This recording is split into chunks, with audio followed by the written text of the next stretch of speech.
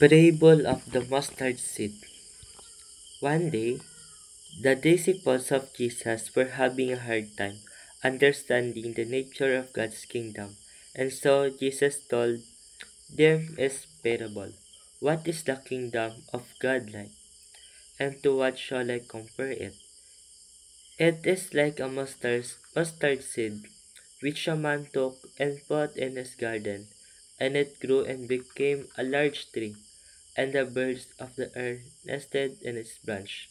Luke 13:18-19. The reflection is just as the mustard seeds grow into a mighty tree. A person can experience spiritual growth throughout his life.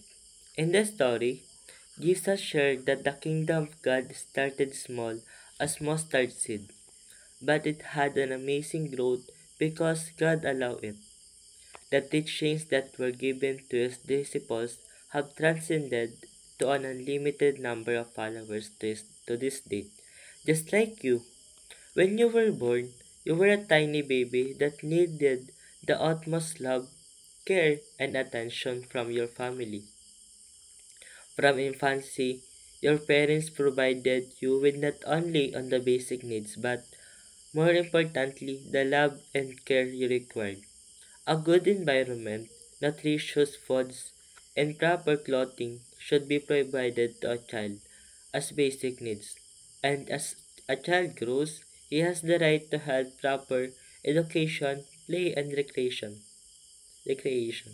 Spiritual nourishment is another must-have for kids, teaching them about our Father in heaven, how Jesus saved us, how to pray, and how to read the Bible are some of the ways to build her faith.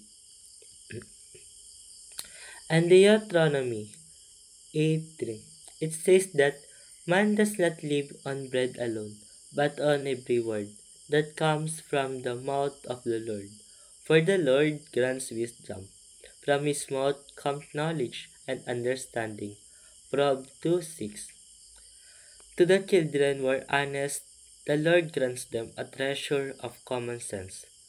To kids who are just, he guards their paths, and to the faithful he protects them.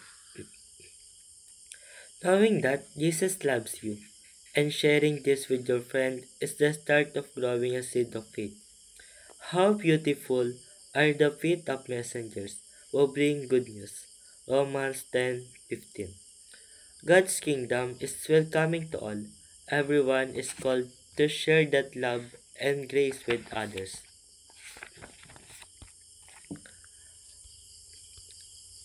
And though your beginning was small, your latter days will be great.